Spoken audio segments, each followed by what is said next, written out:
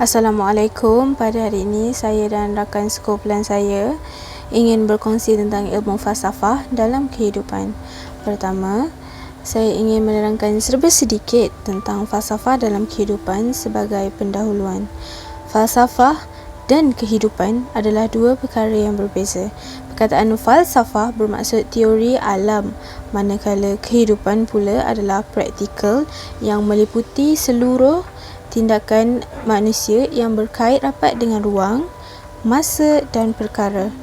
Walaupun dua perkara ini sangat berbeza dari segi definisinya, tetapi realiti kehidupan telah menggambarkan bahawa sebahagian besar praktikal dalam kehidupan adalah bergantung kepada tafsiran falsafah serta kesimpulan dalam mana-mana bidang yang berkait rapat dengan kehidupan. Seterusnya, saya ingin teruskan lagi dengan definisi falsafah dari pelbagai sumber. Perkataan falsafah adalah berasal dari Yunani yang bermaksud cinta akan pengetahuan. Ada dua pendapat mengenai gabungan perkataan filosofi yang membawa maksud kecintaan terhadap hikmah, kebijaksanaan dan kebenaran. Pertama ialah gabungan perkataan philion dan sophia. Philion bermaksud mencintai, kaji atau hargai, manakala sophia bermaksud hikmah, kebenaran dan kebijaksanaan.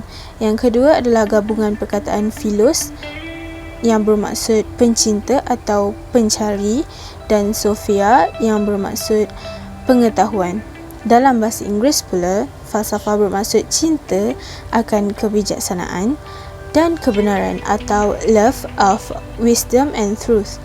Menurut Kamus Dewan Bahasa edisi keempat, falsafah ialah pengetahuan terhadap suatu ilmu yang sangat tinggi yang menjadi dasar kepada ilmu-ilmu yang lain. Selain daripada sumber-sumber ini, ahli-ahli falsafah juga mendefinisikan falsafah menurut fahaman masing-masing. Sebagai contoh, Aristotle mendefinisikan falsafah ialah kajian tentang penyebab utama dan hakikat zat sesuatu, iaitu metafizik yang meneliti suatu asal kewujudan. Manakala Ibn Tufail berpendapat bahawa falsafah ialah usaha mencari kebahagiaan serta kebenaran melalui pemikiran. Yang terakhir, saya ingin terangkan adalah tujuan falsafah. Terdapat 4 tujuan ilmu falsafah dalam kehidupan. Pertama, memudahkan manusia untuk mengenal pasti punca permasalahan dan berbincang akan solusinya berserta semua kesan untuk semua pilihan yang ada. Kedua, mendorong manusia untuk berfikir semaksimal yang mungkin dengan berlandaskan logik akal, sistematik, teratur serta tanpa dipengaruhi sebarang emosi. Ketiga, membuka pemikiran manusia untuk memudahkan pemahaman tentang isu yang difokuskan. Keempat, iaitu yang terakhir, ialah ilmu falsafah memudahkan manusia membuat kesimpulan di akhir proses pemikiran.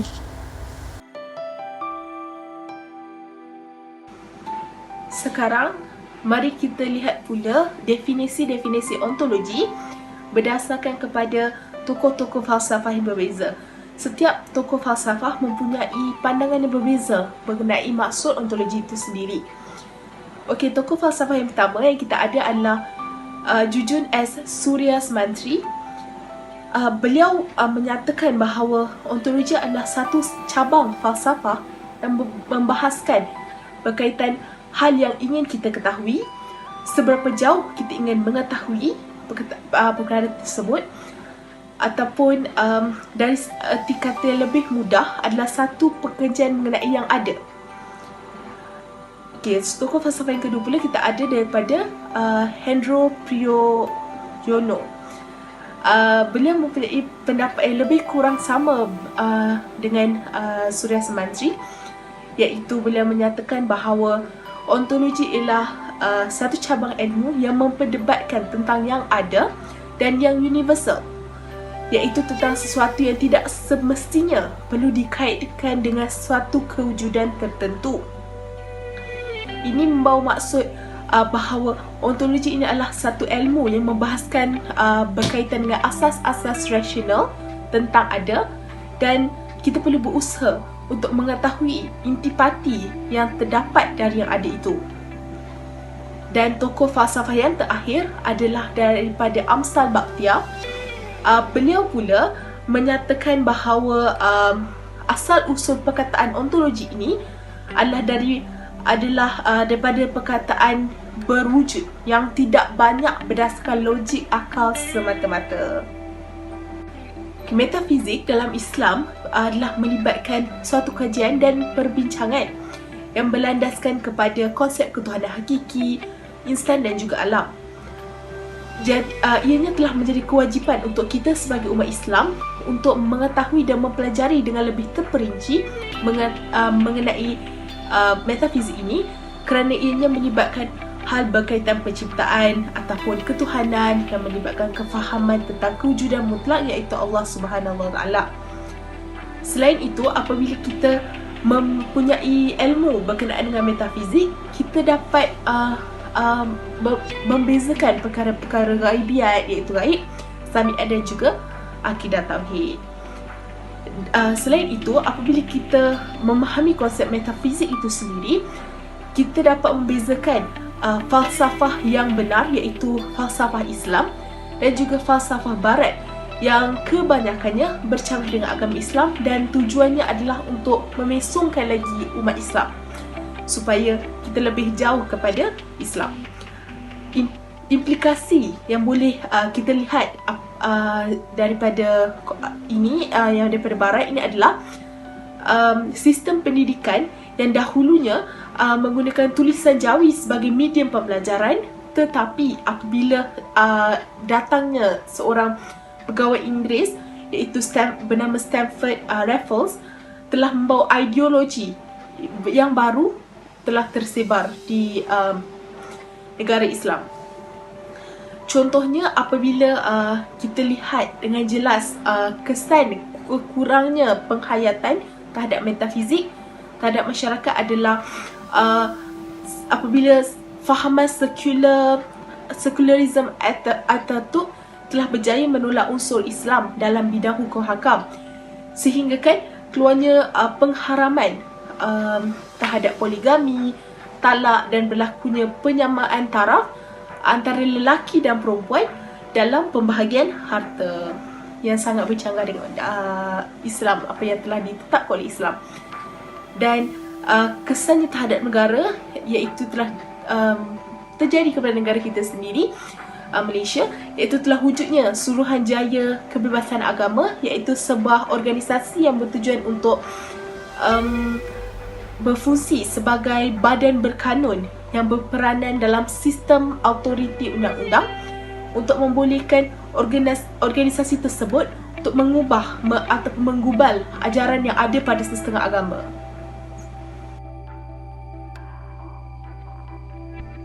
Okey, sekarang kita akan berpindah kepada objektif kajian.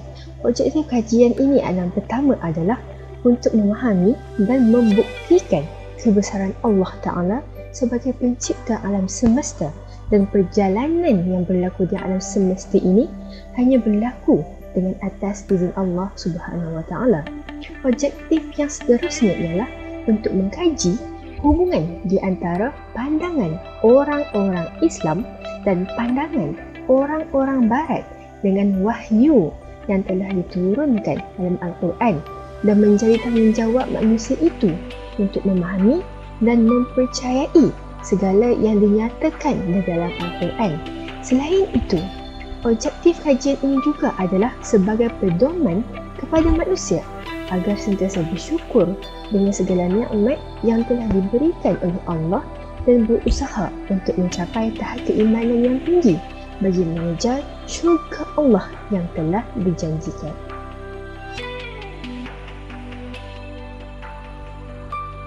Sekarang kita berpindah kepada kajian literatur.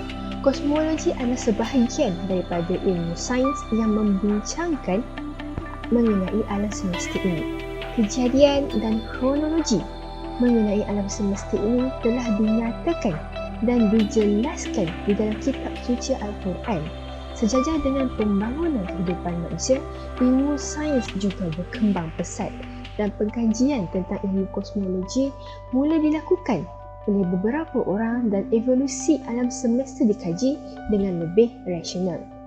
Pengkajian ilmu kosmologi ini telah dilakukan oleh seorang pengkaji iaitu Syed Hussein Nas. Beliau mempunyai corak pemikiran tradisional di mana yang terkenal dengan metafizik. Dalam pengkajian beliau membahaskan bahawa kosmologi ialah alam semesta ini adalah bukan semata-mata bersifat fizik di mana boleh dilihat, tetapi dia juga membahaskan bahawa alam ini adalah bersifat universal, abstrak, gaib atau diertikan sebagai sesuatu bukan sekadar rasional. Bagi Syed Hussein Nas, alam semesta ini diciptakan oleh Allah Subhanahu Wa Taala atau diciptakan. Beliau berpendapat alam ini diciptakan oleh Allah, dipelihara oleh Allah dan akan kembali kepada Allah. Perbahasan Syed Hussein Nas tentang alam semesta ini adalah berdasarkan ayat Al-Quran.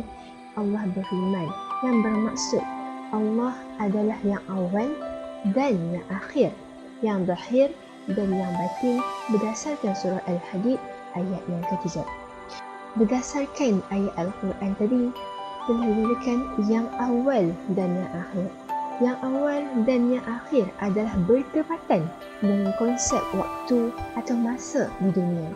Seperti yang kita tahu, waktu itu ditentukan oleh pergantian siang dan malam seperti mana yang telah dibuktikan dan dijelaskan dalam Al-Quran, yang bermaksud dialah yang menjadikan matahari bersinar-sinar yakni terang benderang dan bulan bercahaya, dan dialah yang menentukan perjalanan tiap-tiap satu itu yakni berpindah-pindah pada tempat-tempat peredarannya masing-masing supaya kamu dapat mengetahui bilangan tahun dan kiraan masa. Allah tidak menjadikan semuanya itu melainkan dengan adanya kaedah dan gunanya yang sebenar. Allah menjelaskan ayat-ayatnya yakni tanda-tanda kebesarannya satu persatu bagi kaum yang mahu mengetahui yakni hikmat sesuatu yang dijadikannya. Ini adalah berdasarkan surah Yunus ayat yang kelima. Dengan ini Syed Hussein Nas membuat kesimpulan bahawa segala sesuatu perkara dan hukum-hukum alam bukanlah berlaku dengan sendirinya, akan tetapi pada hakikat dan realitinya hukum-hukum alam ini berkait rapat dengan kewujudan Allah Subhanahu Wa Taala, dan kejadian alam ini juga adalah sebagai bukti akan kebijaksanaan dan keesaan Allah Subhanahu Wa Taala. Apa itu kosmologi? Perkataan kosmologi yang berasal daripada bahasa Yunani boleh diertikan sebagai ilmu yang berkaitan struktur dan sejarah alam semesta secara keseluruhannya. Namun demikian, secara khusus, ilmu ini berhubung rapat dengan permulaan dan perubahan sesuatu objek. Kosmologi terkandung artinya yang tersendiri, di mana kosmos bermaksud dunia dan logos bermaksud ilmu. Ilmu ini dipelajari di dalam astronomi, filosofi dan juga agama. Ianya juga merupakan cabang ilmu pengetahuan tentang kosmos atau alam semesta yang dikaji sama ada secara fizik maupun metafizik. Ilmu ini mencukupi struktur, ruang masa dan komposisi alam semesta berskala besar iaitu makrokosmos, dan komposisi alam semesta berskala kecil iaitu mikrokosmos iaitu manusia. Kosmologi juga didefinisikan sebagai sebuah ilmu yang mengkaji berkaitan sifat alam semesta secara menyeluruh. Kemudian, tujuan ilmu kosmologi adalah ilmu yang merakumi beberapa cabang bidang yang lain, tetapi yang akan diberikan penekanan adalah pada aspek berkaitan metafizik. Setiap bidang mempunyai tujuan yang tersendiri tentang keperluan untuk mempelajarinya. Penjelasan mengenai alam semesta telah bermula sejak zaman kuno lagi. Pelbagai penyelidikan tentang ruang angkasa telah dijalankan dan penyiasatan tersebut telah berkembang sehingga ke hari ini. dengan kemudahan peralatan serta keupayaan berpengetahuan luas tentangnya. Menurut pandangan orang Yunani kuno, mereka menganggap jarak di antara bumi dan langit adalah dekat, malah saiz bumi sangatlah kecil dibandingkan dengan langit. Namun, tanggapan sebegitu makin pudar akan kepercayaannya masyarakatnya saban hari. Setelah 200 tahun penjelasan Pythagoras berkaitan hal tersebut, maka Aristotle, yakni seorang ahli falsafah, telah menerangkan hal-hal berkaitan peredaran bulan serta planet-planet lain seperti Venus, Mars dan sebagainya. Aristotle juga berpendapat bahawa terdapat 8 lapisan langit di bumi yang mana terdiri daripada kristal kaca Lut. Langit bulan yang kini beredar di bumi dikatakan berpaut pada langit bumi yang terdekat, dan kemudiannya terdapat langit Mercury dan Venus serta langit Mars, Mushtari dan langit Saturn. Kosmologi dalam Islam. Muslim boleh mengambil pengajaran dari kewujudan alam semesta sebagai tanda kebesaran Allah Subhanahu Wa Taala yang tidak terbatas ini untuk mengetahui lebih dalam lagi tentang Sang Pencipta. Salah satu mukjizat terbesar yang dikurniakan oleh Allah Subhanahu Wa Taala ialah Al-Quran sebagai panduan hidup manusia dan sebagai sumber ilmu pengetahuan untuk pelbagai cabang ilmu. Dalam konteks ini, sains dan teknologi. Kita bertanggungjawab untuk mengkaji dan menghayati Al-Quran untuk manfaat diri sendiri dan juga orang lain. Al-Quran membenarkan kita memahami konteks berkaitan kewujudan dan keesaan Allah Subhanahu Wa Taala sebagai Al-Tauhid dalam kepelbagaian bentuk alam semula jadi. Terdapat banyak sumber berkaitan kosmik dan pembentukan alam semesta ini yang boleh dijumpai dalam Al-Quran. Ada juga teori-teori sains seperti The Big Bang Theory oleh Edwin Hubble dan teori alam semesta belen oleh Albert Einstein. Teori ini menjadi bukti bahawa apa yang disampaikan Al-Quran adalah benar dan sahih. Seterusnya ialah kosmologi dalam sains. Kosmologi ialah satu bidang sains yang mengkaji tentang pembentukan alam semesta secara fizikal dan berkembang ke bidang fizik dan astronomi, terutamanya fizik atom dan nuklear. Kosmologi banyak berdasarkan parameter sains empirikal dan andaian, seperti apa itu dunia dan apa itu masa dan ruang. Yunani kuno dan sains moden mempunyai pandangan berbeza berkenaan sistem teratur atau kosmos. Yunani kuno menganggap kepelbagaian alam boleh difahami menggunakan prinsip-prinsip asas dan mengatakan semua benda adalah terdiri daripada zarah-zarah kecil yang bergerak dan berlanggar antara satu sama lain. Pythagoras menyatakan sistem cakrawala adalah berbentuk sfera dan bergerak dalam bulatan mengikut pusat. Idea ini kemudiannya dikembangkan oleh Plato, Aristotle, Johannes Kepler dan juga Isaac Newton. Dari segi sains moden pula, Milky Way ialah salah satu penemuan sistem terawal alam semesta. Terdapat juga sejarah pembentukan alam semesta yang menggunakan konsep quantum gravity untuk menerapkan tahap kebebasan graviti dan diteruskan dengan fasa inflation menjadikan alam ini lebih seragam dan kemudian diikuti dengan pemanasan semula pada akhir inflasi. Big Bang nucleosynthesis menghadirkan banyak elemen cahaya dan fasa decoupling pula berkait rapat dengan cosmic background radiation yang membawa maklumat tentang alam semesta pada fasa ini. Fasa Dark Ages pula membentuk bintang generasi pertama dan berakhir dengan adanya cahaya dari bintang-bintang lain. Akhir sekali ialah structure formation yang bermula dari bintang generasi pertama menjadi galaksi menjadi gugusan galaksi. Bintang-bintang ini akan melalui letupan supernova mengakhiri jangka hayat mereka dan memungkinkan pembentukan bintang generasi kedua. Cahaya adalah komponen penting bukan sahaja kepada manusia namun seluruh hidupan yang wujud di muka bumi. Cahaya amat penting dalam menjalani kehidupan harian dan menjadi sumber tenaga kepada seluruh alam semesta. Tanpa cahaya, kehidupan adalah mustahil. Tujuan kajian mengenai cahaya adalah untuk mengetahui sifat dan ciri-ciri cahaya maupun metafizik cahaya yang terus berkembang sama ada dari perspektif Islam maupun sains. Dari segi fizikal, ada yang berpendapat cahaya wujud dalam gelombang, ada juga yang merasakan bahawa cahaya wujud sebagai zarah. Menurut kajian sains, cahaya adalah gelombang elektromagnetik iaitu foton dan graviton yang bersifat seperti dalam masa tertentu yang memiliki frekuensi, panjang gelombang dan tenaga tertentu di dalam spektrum elektromagnetik. Gelombang elektromagnetik juga boleh dirambat tanpa menggunakan medium.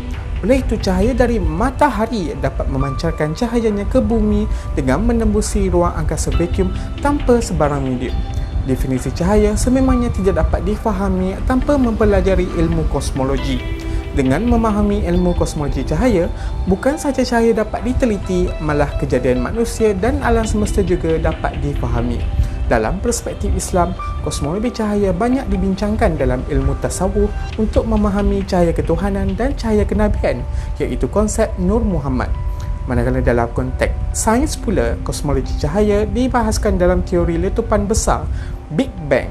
Teori letupan besar ini dibincangkan dalam perspektif Islam dan dalam perspektif sains moden, iaitu perbandingan kedua-kedua konsep atau teori ini dapat dilihat secara harmoni. Terdapat 3 fasa yang akan kita bincangkan dalam kosmologi cahaya. Fasa yang pertama adalah fasa penciptaan alam fizikal. Fasa pertama pembentukan alam fizikal dalam kosmologi Nur Muhammad dan teori letupan besar Big Bang bersifat paralelisme yang bermaksud keselarian kerana teori letupan besar hanya boleh dicerap dan bermula di alam fizikal, tiada di alam-alam lain.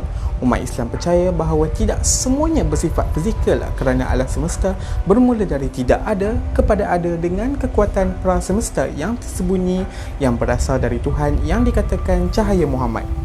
Dalam hal ini, letupan besar ini merupakan ontologi kilat yang menangkap inti dari kuasa Allah yang tersembunyi, yang nyata, tajalli dari dunia yang gaib kepada dunia fizikal. Asal dan al-wujud adalah gradation of being, merupakan dalam bentuk tajalli daripada alam yang paling kompleks menuju kepada alam yang paling mudah, iaitu dari alam lahud ke jabarut, kemudian malakut ke nasut, yang mana ia juga merupakan sinopsis sebelum proses dalam letupan besar. Dalam teori letupan besar semasa pembentukan awal alam semesta, proses physical hypothesis yang dikenali sebagai baryogenesis berlaku untuk menghasilkan lebih banyak jisim daripada anti-jisim. Proses ini menghasilkan asymmetric baryonic, iaitu ketidakseimbangan bahan dan antimatter dalam alam semesta. Alam semesta terdiri dari secara homogeni dan isotropik dengan ketepatan tenaga yang sangat tinggi, suhu dan tekanan yang besar serta sangat berkembang pesat dan menyejukkan.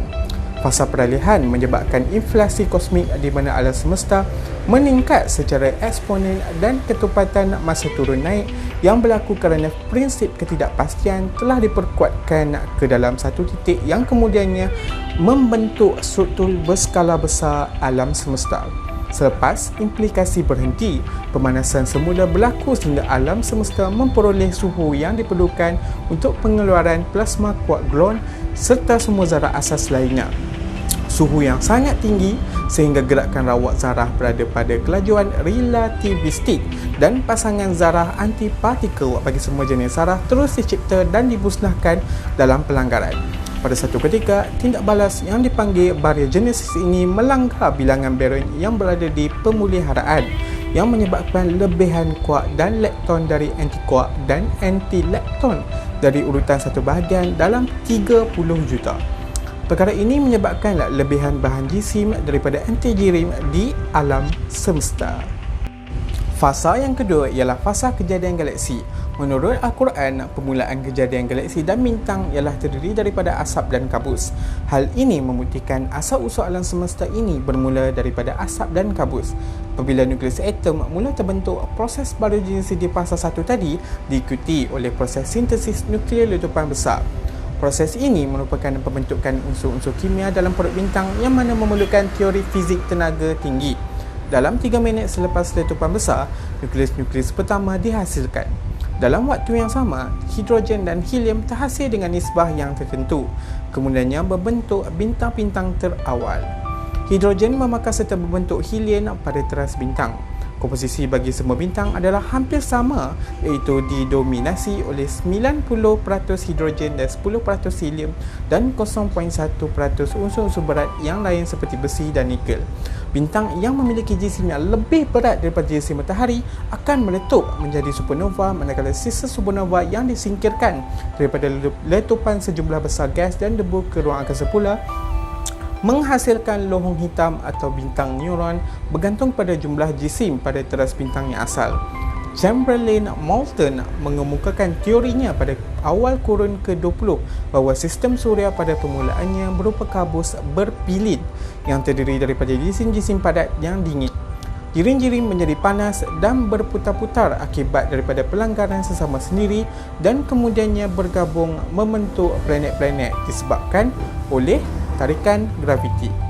Selain itu, teori letupan besar juga diperkenalkan pada kurun yang sama. Teori ini bermula dari satu letupan besar oleh satu jisim yang mampat. Daripada serpihan jisim itu, akhirnya wujudnya planet, galaksi dan semua benda di alam ini. Teorikan Laplace pada pertengahan kurun ke-20 pula menyatakan bahawa gas atau kabus pada awalnya berkumpul membentuk bola raksasa yang sangat panas.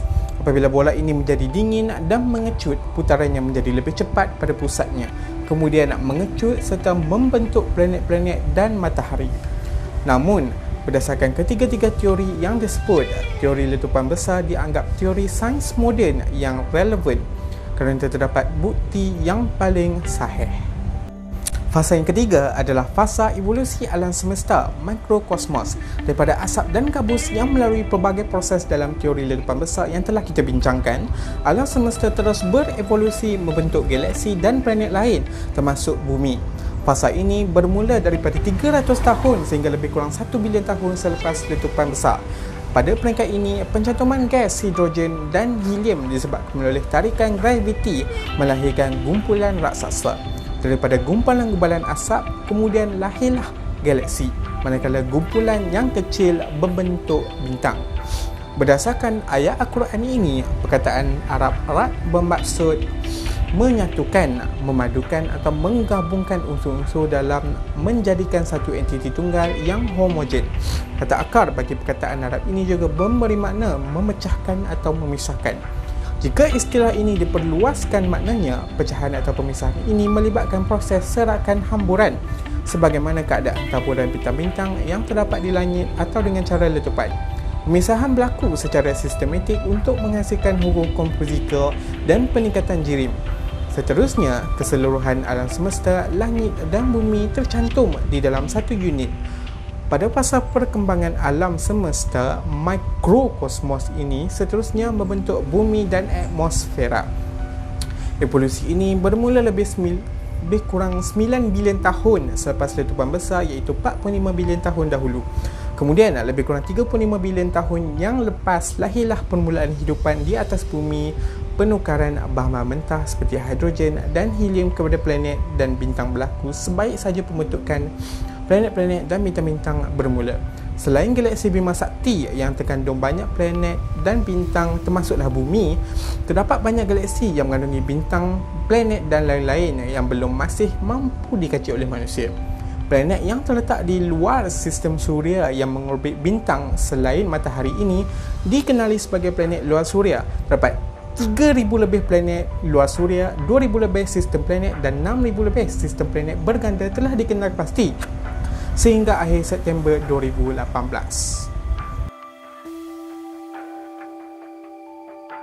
Sebagai kesimpulannya, kajian ini dapat membuktikan kebesaran, keagungan dan kebijaksanaan Allah Subhanahu Wa Taala sebagai pencipta seluruh alam semesta, seperti firman Allah yang bermaksud, dan dialah yang menjadikan bintang-bintang bagimu agar kamu menjadikannya petunjuk dalam kegelapan di darat dan di laut.